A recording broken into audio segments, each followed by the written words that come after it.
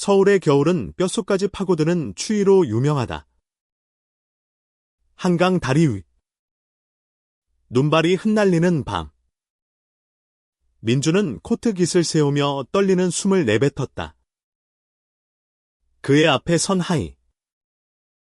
베트남에서 온 유학생은 민준을 바라보며 조용히 미소 지었다. 너 진짜로 이렇게 추운 데서 나를 기다렸어? 하이가 부드러운 한국어로 물었다. 그의 목소리는 따뜻했지만 어딘가 불안한 떨림이 섞여 있었다.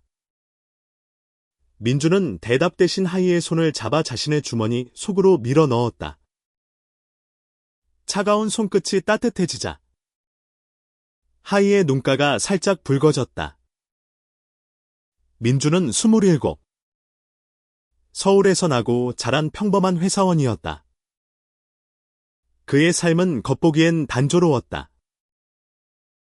매일 아침 7시 강남의 IT 회사로 출근해 코드와 씨름하고 퇴근 후엔 집 근처 호프집에서 맥주 한 잔으로 하루를 마무리했다. 하지만 그의 마음속엔 누구에게도 말하지 못한 비밀이 있었다. 그는 남자를 사랑했다. 그리고 그 남자는 바로 하이였다. 하이는 23. 베트남 하노이 출신으로 한국에 유학 온 지 2년째였다. 그는 민준이 다니는 회사의 인턴으로 처음 만났다. 낯선 땅에서 언어와 문화의 장벽을 넘으며 살아가는 하이는 늘 밝은 미소를 잃지 않았다. 하지만 그의 내면에는 가족에 대한 그리움과 한국에서의 외로움이 얽혀 있었다. 민주는 그런 하이를 처음 만난 순간부터 끌렸다. 그의 웃음, 그의 말투, 그의 따뜻한 눈빛. 모든 것이 민준에게는 처음 느끼는 설렘이었다.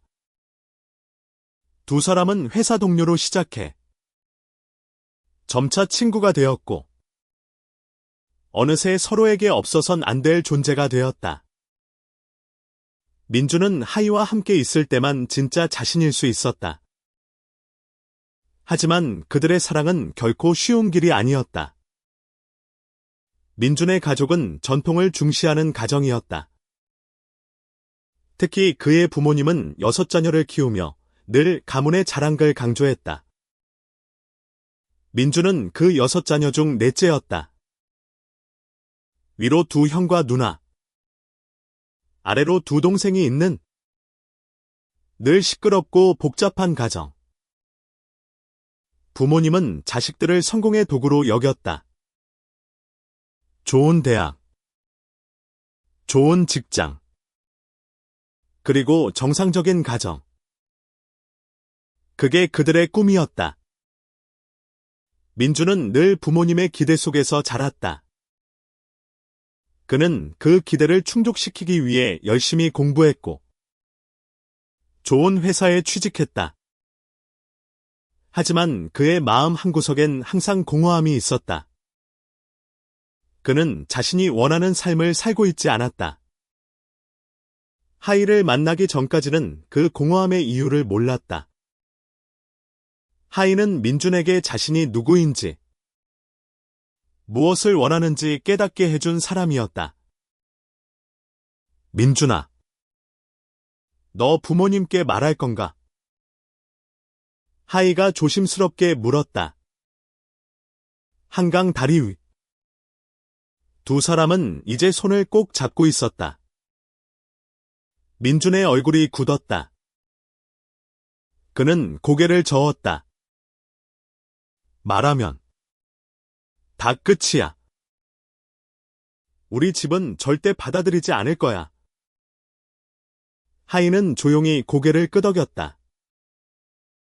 그의 눈빛엔 이해와 슬픔이 섞여 있었다. 하이 역시 가족에게 자신의 성적 지향을 말하지 못했다. 베트남에 있는 그의 부모님은 하이가 한국에서 성공해 가족을 부양하길 바랐다. 사랑. 그건 사치였다. 그날 밤 두 사람은 한강을 따라 걷다가 작은 카페로 들어갔다. 따뜻한 커피 한 잔을 나누며 그들은 서로의 꿈을 이야기했다. 민주는 언젠가 작은 책방을 열고 싶다고 했다. 하이는 베트남으로 돌아가 아이들에게 한국어를 가르치고 싶다고 했다. 그들의 꿈은 달랐지만 서로를 향한 마음은 같았다. 하지만 그들의 평온한 순간은 오래가지 않았다. 민준의 큰형 재현이 우연히 두 사람을 카페에서 보았다. 재현은 민준의 삶에 늘 그림자처럼 드리워진 존재였다. 그는 부모님의 자랑이자 가족의 기대를 한몸에 받는 인물이었다. 재현은 민준과 하이가 손을 잡고 있는 모습을 보고 눈썹을 찌푸렸다. 민준. 이게 뭐야? 재현의 목소리는 차가웠다. 민준은 순간 얼어붙었다. 하이는 민준의 손을 놓으려 했지만 민준은 오히려 더 세게 잡았다. 형. 나중에 얘기하자. 민준의 목소리는 단단했지만 그의 손은 떨리고 있었다. 재현은 아무 말 없이 카페를 나갔다. 하지만 민준은 알았다. 이 일이 부모님 귀에 들어갈 거라는 걸. 그리고 그 순간부터 그의 삶은 완전히 뒤바뀌기 시작했다. 며칠 뒤 민준은 부모님께 불려갔다. 집에 들어서자마자 어머니의 날카로운 목소리가 그를 맞았다. 너, 그 베트남 애랑 뭐야? 사람들이 뭐라고 할지 알아. 민준은 말을 잃었다. 그는 하이를 사랑했다. 하지만 그 사랑은 가족에게는 치욕이었다. 아버지는 한마디도 하지 않았지만 그의 침묵은 더 무거웠다. 민준은 그 자리에서 무릎을 꿇고 싶을 만큼 무력감을 느꼈다. 그날 밤 민준은 하이에게 전화했다. 하이야.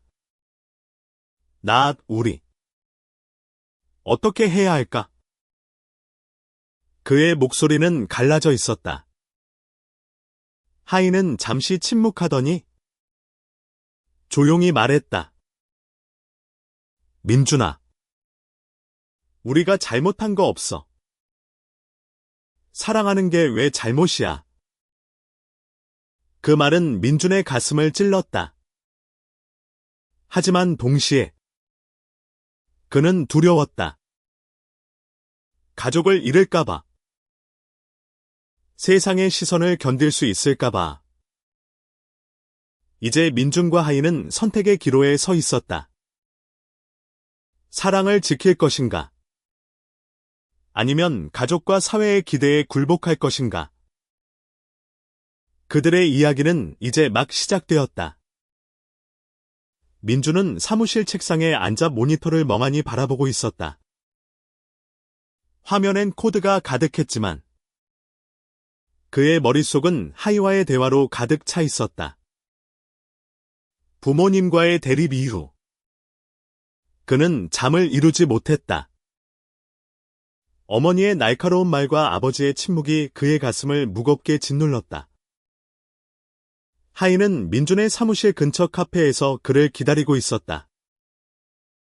민준이 퇴근 후 카페에 들어서자 하이는 따뜻한 미소로 그를 맞았다. 하지만 민준의 얼굴은 굳어 있었다. 하이야. 나 부모님께 다시 말해보려고. 민준의 목소리는 단호했지만 불안이 묻어났다. 하이는 놀란 눈으로 민준을 바라봤다. 정말. 그럼 내가 같이 갈까? 민준은 고개를 저었다. 아니. 이건 내가 해야 해. 내가 내 삶을 책임져야 해. 그 주말, 민주는 다시 집으로 향했다. 부모님의 집은 서울 외곽의 오래된 아파트였다. 6자녀가 자란 집은 늘 시끄럽고 활기찼지만 오늘은 이상할 정도로 조용했다. 민준이 거실에 들어서자 부모님과 재현, 그리고 큰누나 소연이 그를 기다리고 있었다. 민준아, 앉아. 아버지의 목소리는 낮고 무거웠다. 민준은 심장이 쿵쾅거렸다. 그는 숨을 깊게 들이쉬고 입을 뗐다. 아빠. 엄마. 저는 하이를 사랑해요. 그게 제 진심이에요. 순간. 거실은 얼어붙었다. 어머니는 눈을 감고 한숨을 내쉬었다. 재현은 팔짱을 낀 채 민준을 노려봤다. 소연만이 조용히 민준의 손을 잡아줬다. 민준아, 너 이게 우리 가문의 무슨 짓인지 알아? 어머니가 떨리는 목소리로 말했다. 우린 너희 6을 위해 모든 걸 바쳤어. 그런데 내가 이런 식으로 배신해. 배신이 아니에요. 민준은 목소리를 높였다. 저도 제 인생을 살고 싶어요. 엄마가 원하는 대로만 사는 게 인생이 아니잖아요. 아버지가 처음으로 입을 열었다. 민준. 너 때문에 가족이 망가진다. 이웃들이 뭐라고 할지 생각해봐. 민준은 가슴이 찢어지는 기분이었다. 그는 가족을 사랑했다. 하지만 하이를 포기할 수는 없었다. 그는 자리에서 일어나 문을 향해 걸었다. 더 이상 이렇게 못 살아요. 저도 행복할 권리가 있어요. 집을 나선 민준은 한강으로 향했다. 추운 바람이 그의 얼굴을 스쳤다. 그는 하이에게 전화했다. 하이야. 나 집 나왔어. 하이는 즉시 달려왔다. 두 사람은 한강공원 벤치에 앉아 서로를 끌어안았다. 하이는 민준의 눈물을 닦아주며 말했다. 민준아, 우리 같이 이겨낼 수 있어. 내가 너 곁에 있을게. 하지만 그들의 싸움은 이제 시작이었다. 민준의 부모님은 그를 끊임없이 설득하려 했다. 재현은 민준에게 전화를 걸어 정신 차리라 하며 윽박질렀다. 심지어 민준의 동생 중 하나인 지우는 민준에게 메시지를 보내 너 때문에 집이 엉망이야 라고 쏘아붙였다. 민준은 점점 외로워졌다. 하지만 하이는 그의 곁을 떠나지 않았다. 하이는 민준을 위해 베트남 음식을 만들어주고 밤늦게까지 그의 이야기를 들어줬다. 두 사람은 서로에게 의지하며 작은 아파트에서 새 삶을 시작했다. 하지만 그들의 행복은 오래가지 못했다. 어느 날, 민준의 회사 동료가 그의 성적 지향에 대해 수군거리기 시작했다. 누군가 재현을 통해 소문을 퍼뜨린 것이었다. 민준은 사무실에서 점점 고립되었다. 심지어 그의 상사는 그를 불러 회사 이미지를 생각해달라며 은연중에 압박을 가했다. 민준은 좌절했다. 그는 하이에게 말했다. 하이야. 내가 너 때문에 모든 걸 잃는 걸까? 하이는 민준의 손을 잡으며 단호히 말했다. 아니야. 민준. 넌 잃는 게 아니라 너 자신을 찾고 있는 거야. 그 말은 민준에게 새로운 용기를 주었다. 그는 하이와 함께 이 모든 시련을 이겨내기로 결심했다. 하지만 그들의 앞에는 더 큰 시련이 기다리고 있었다. 민준과 하이는 작은 원룸에서 함께 생활을 시작했다. 강남의 번잡한 거리에서 멀리 떨어진 서울 변두리의 낡은 아파트였다. 방은 작았지만 그들에게는 충분했다. 하이가 베트남식 쌀국수를 만들 때면 민주는 그 옆에서 웃으며 재료를 다듬었다. 그들의 일상은 소박했지만 서로의 존재로 따뜻했다.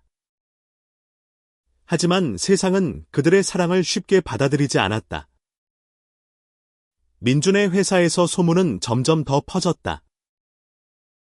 동료들은 그를 피하기 시작했고, 일부는 노골적으로 비웃었다.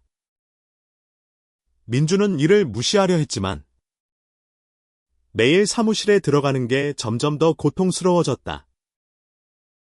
한편, 하이도 자신의 싸움을 마주하고 있었다. 그의 비자가 만료되기까지 6개월밖에 남지 않았다. 한국에 남으려면 정규직 일자리를 구해야 했지만 외국인 유학생에게 기회는 많지 않았다. 하이는 민준에게 걱정을 털어놓지 않으려 했지만 그의 얼굴엔 점점 어두운 그림자가 드리워졌다. 하이, 너 무슨 고민 있어? 어느 저녁, 민준이 조심스럽게 물었다. 하이는 잠시 망설이다가 솔직히 털어놓았다. 민준, 나 비자 때문에 걱정이야. 한국에 더 있고 싶지만 일이 쉽게 안 구해져. 민준은 하이의 손을 잡았다. 내가 도울게. 우리 같이 방법을 찾아보자. 민준은 하이를 위해 이력서를 다듬고 채용 공고를 찾아다녔다. 하지만 그들의 노력은 쉽게 결실을 맺지 않았다. 게다가 민준의 가족은 여전히 그를 압박했다. 어머니는 매일 전화해 정신 차리라며 설득했고, 재현은 민준의 회사 동료들에게 그의 사생활을 더 퍼뜨렸다. 결국 민준은 회사에서 해고되었다.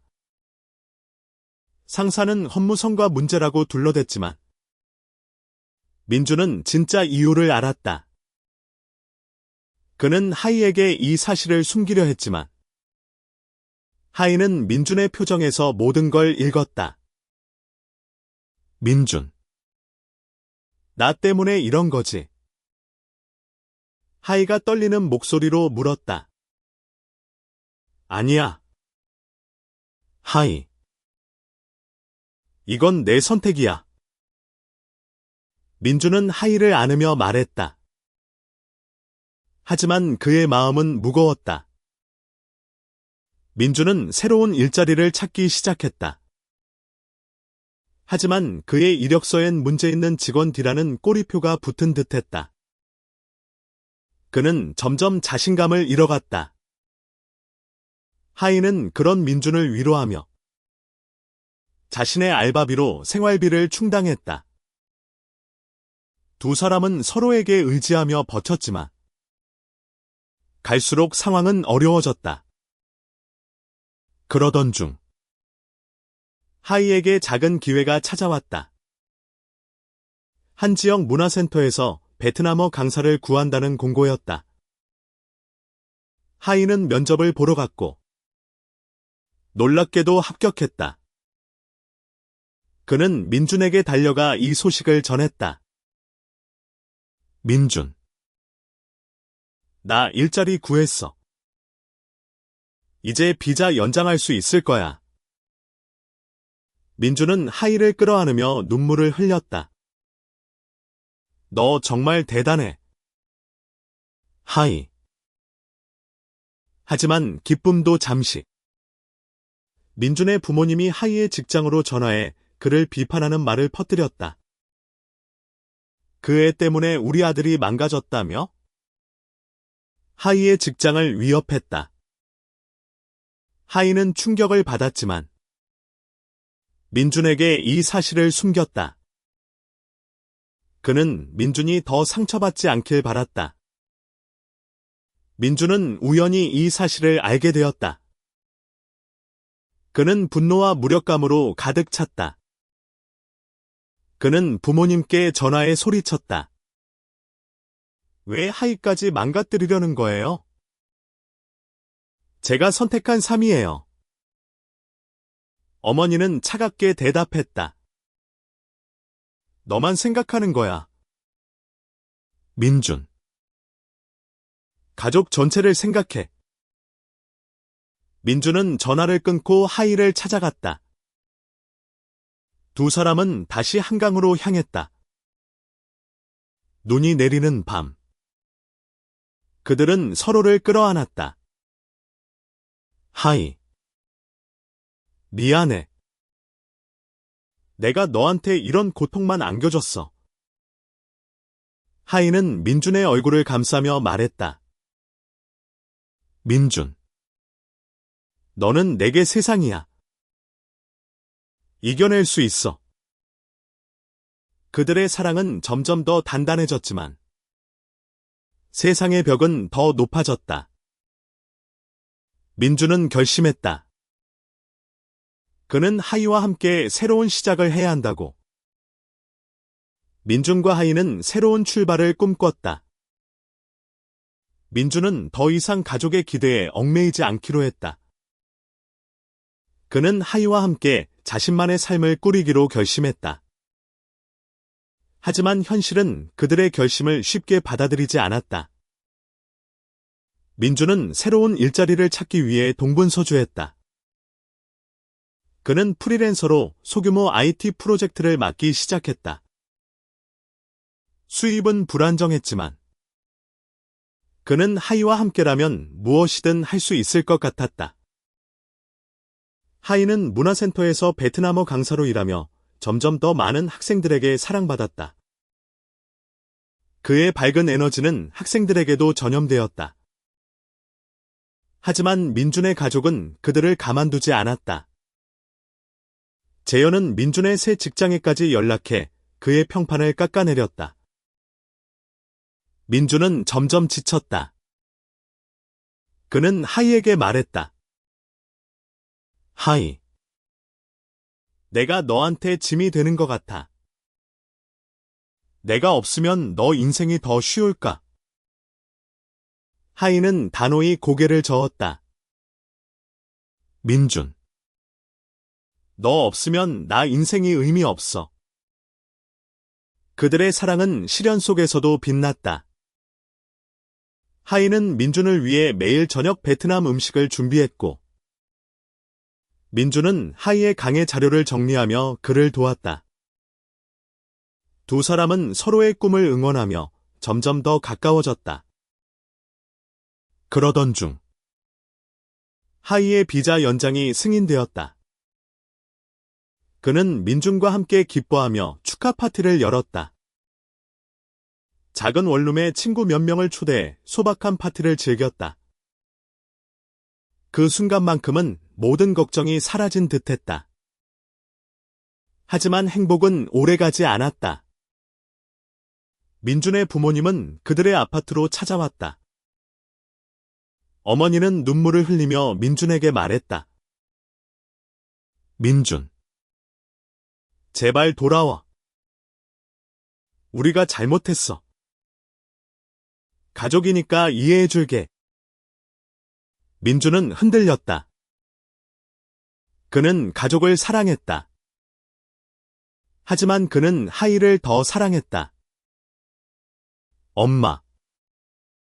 저는 하이와 함께할 거예요. 저를 받아들여 주세요. 어머니는 고개를 저으며 떠났다. 그 후, 민준의 부모님은 그와 연락을 끊었다. 민주는 처음으로 가족 없이 살아가는 법을 배워야 했다. 그는 하이와 함께라면 가능하다고 믿었다.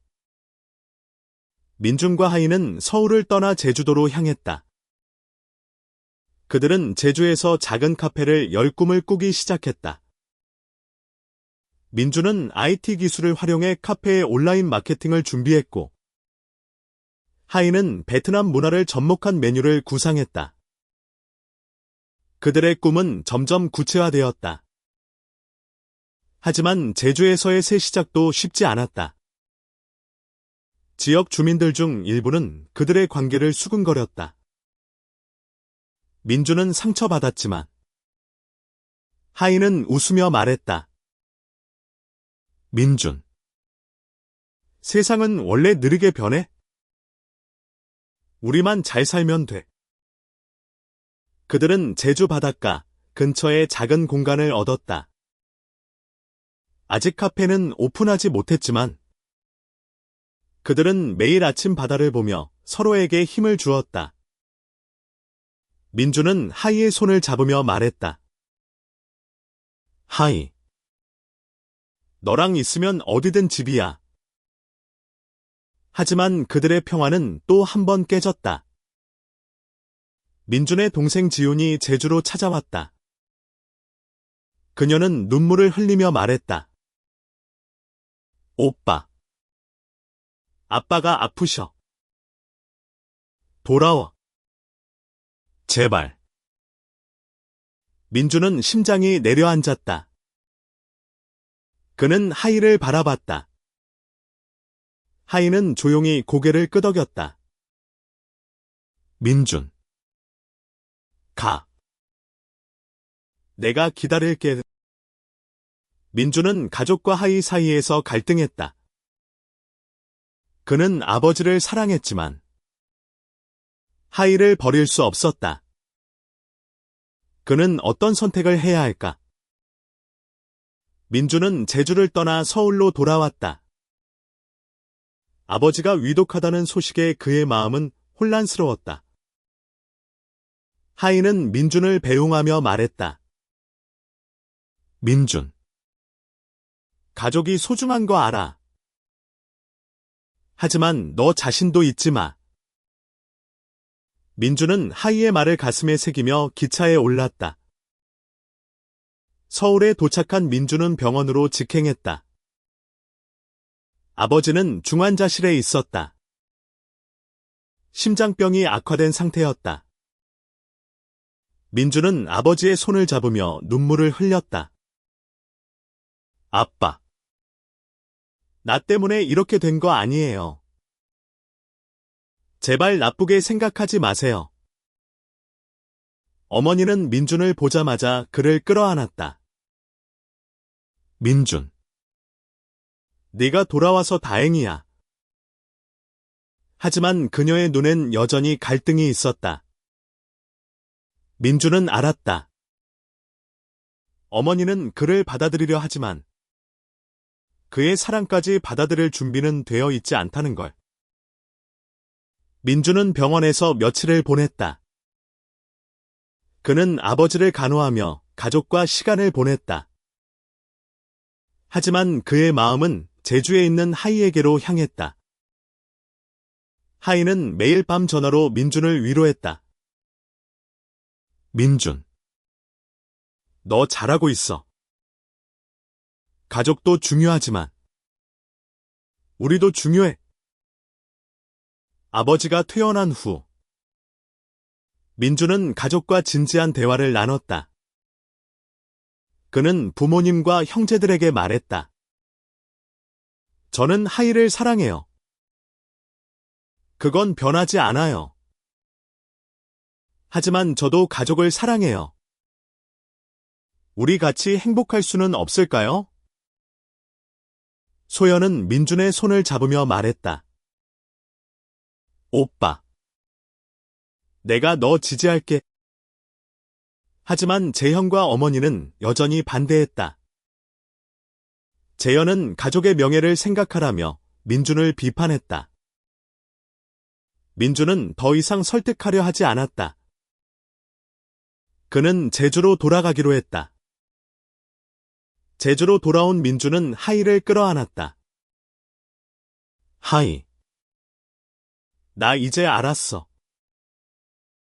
가족도 중요하지만 내 행복은 내가 지켜야 해. 하이는 미소 지으며 말했다. 민준. 우리 같이 행복하자. 두 사람은 카페 오픈을 위해 본격적으로 준비했다. 그들은 지역 주민들과 조금씩 관계를 쌓아갔다. 일부 주민들은 그들의 관계를 이해하지 못했지만 하이의 따뜻한 미소와 민준의 성실함은 점점 사람들의 마음을 열었다.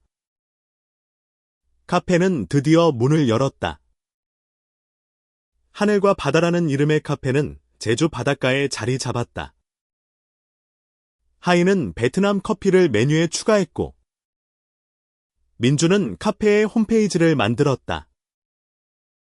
그들의 카페는 점점 입소문을 탔다. 하지만 행복은 또 한 번 시험받았다. 민준의 아버지가 다시 쓰러졌다는 소식이 전해졌다. 이번엔 더 심각했다. 민준은 다시 서울로 향해야 했다.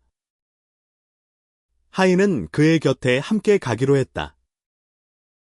서울에 도착한 두 사람은 병원에서 민준의 가족과 마주쳤다. 재현은 하이를 보자마자 화를 냈다. 너 여기 왜 왔어? 우리 가족 문제에 끼어들지 마. 하이는 차분히 대답했다. 저는 민준의 가족이에요. 민준이 아프면 저도 아파요. 그 말에 재현은 말을 잃었다. 민준은 하이의 손을 잡으며 말했다. 형.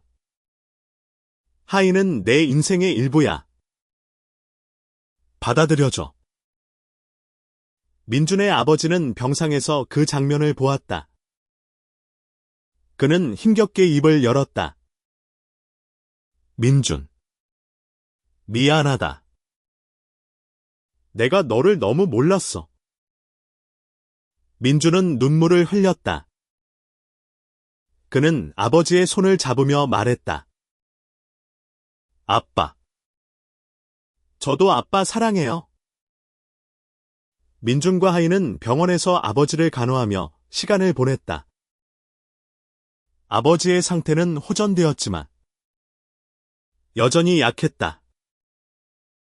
민준은 아버지와 많은 대화를 나눴다. 그는 아버지에게 자신의 어린 시절, 하이를 만난 순간, 그리고 그들의 사랑에 대해 이야기했다. 아버지는 처음으로 민준의 이야기를 진심으로 들었다. 그는 말했다. 민준. 내가 너를 너무 몰랐어. 네가 행복하다면 그걸로 됐다. 민준은 아버지의 말을 듣고 눈물을 흘렸다. 그는 하이와 함께 병원을 나서며 말했다. 하이. 나 이제 희망이 보여. 하지만 재현은 여전히 그들을 받아들이지 않았다. 그는 민준에게 전화해 말했다. 아빠가 약한 상태라서 그런 거야. 정신 차려. 민준. 민준은 더 이상 재현과 싸우지 않기로 했다. 그는 자신의 길을 가기로 결심했다. 민준과 하이는 제주로 돌아갔다. 그들의 카페는 점점 더 많은 사람들에게 사랑받았다. 지역 주민들뿐만 아니라 관광객들도 그들의 카페를 찾았다. 하이의 베트남 커피와 민준의 따뜻한 환대는 사람들의 마음을 사로잡았다. 민준은 카페를 운영하며 새로운 꿈을 꾸기 시작했다. 그는 지역 청소년들을 위한 IT 교육 프로그램을 시작하고 싶었다. 하이는 민준의 꿈을 응원하며 자신의 베트남어 강의와 연계해 다문화 프로그램을 구상했다. 그들의 삶은 점점 안정되었다. 하지만 민준의 가족과의 갈등은 완전히 해결되지 않았다. 어머니는 여전히 그들의 관계를 인정하지 않았다. 하지만 소연과 지효는 민준과 하이를 지지했다. 소연은 제주로 놀러와 카페에서 시간을 보냈다. 그녀는 하이와 이야기를 나누며 그의 진심을 알게 되었다. 하이. 오빠를 정말 사랑하는구나. 소연이 말했다. 하이는 미소 지으며 대답했다. 소연 씨. 민준은 제 전부예요. 민준과 하이는 카페를 중심으로 새로운 커뮤니티를 만들었다. 그들은 지역 주민들과 함께 작은 축제를 열었다. 베트남 문화를 소개하고 IT 워크숍을 열었다. 그들의 노력은 점점 더 많은 사람들에게 영향을 미쳤다. 하지만 민준의 아버지가 다시 위독해졌다는 소식이 전해졌다. 민준과 하이는 다시 서울로 향했다. 이번엔 민준의 가족 전체가 병원에 모였다. 재현은 여전히 하이를 냉대했지만 소영과 지효는 하이를 따뜻하게 맞았다. 민준의 아버지는 병상에서 민준과 하이를 불렀다. 그는 힘겹게 말했다. 민준, 하이, 너희가 행복하다면 그걸로 됐다. 미안하고 고맙다. 민준은 아버지의 손을 잡고 울었다. 하이도 눈물을 흘렸다. 아버지는 며칠 뒤 세상을 떠났다. 민준은 슬픔에 잠겼지만 하이와 가족의 지지로 버텼다. 장례식에서 재현은 처음으로 민준에게 다가왔다. 민준, 나 잘못했어. 아빠가 너희를 인정했으니 나도 노력해볼게. 민준은 재현의 말을 믿을 수 없었다. 그는 하이와 함께 제주로 돌아갔다. 그들의 카페는 이제 지역의 명소가 되었다. 민준과 하이는 제주에서의 삶을 이어갔다. 아버지의 죽음은 민준에게 큰 상처를 남겼지만 하이와의 사랑, 그리고 가족의 일부가 그들을 지지해준 덕분에 그는 다시 일어섰다. 그들의 카페. 하늘과 바다는 이제 제주를 찾는 이들에게 꼭 들러야 할 장소가 되었다. 하이의 베트남 커피는 관광객들에게 인기였고, 민준의 IT 워크숍은 지역 청소년들에게 새로운 기회를 열어주었다. 그들은 자신들의 삶을 통해 다른 이들에게도 용기를 주었다. 민준의 어머니는 여전히 그들의 관계를 완전히 받아들이지 못했지만 가끔 카페로 찾아왔다. 그녀는 하이와 어색한 대화를 나누며 조금씩 마음을 열었다. 소영과 지효는 자주 제주로 놀러와 민준과 하이를 응원했다. 재현도 점점 태도를 바꿨다. 그는 민준에게 사과하며 말했다. 민준, 내가 너무 좁은 생각을 했어. 너희가 행복한 거 보니까 나도 바뀌고 싶어.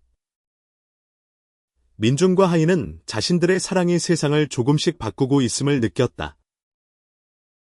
그들은 지역 커뮤니티와 함께 다문화 축제를 열었다. 베트남 문화를 알리고 성소수자 인권에 대한 토론을 열었다. 그들의 이야기는 지역 신문에 실렸고 많은 이들에게 영감을 주었다. 어느 날 하이는 민준에게 말했다. 민준, 우리 결혼할까? 민준은 놀라서 하이를 바라봤다. 한국에서 동성 결혼은 법적으로 인정되지 않았지만 그들은 자신들의 방식으로 약속을 하고 싶었다. 그들은 제주 바닷가에서 소박한 결혼식을 올렸다. 소연, 지윤, 그리고 몇몇 친구들이 참석했다. 하이는 베트남 전통 의상을 입었고, 민주는 심플한 슈트를 입었다. 바다를 배경으로 두 사람은 서로에게 맹세했다. 민준, 너는 내 하늘이야.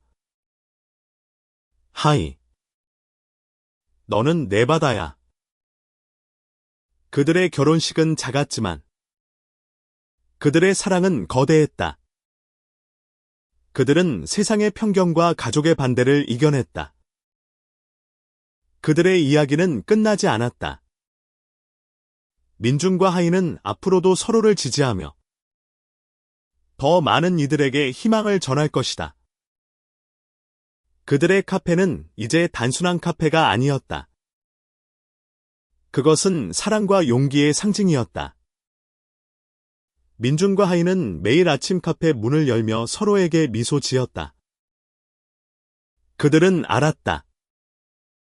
어떤 시련이 와도 서로가 있다면 충분하다는 것을.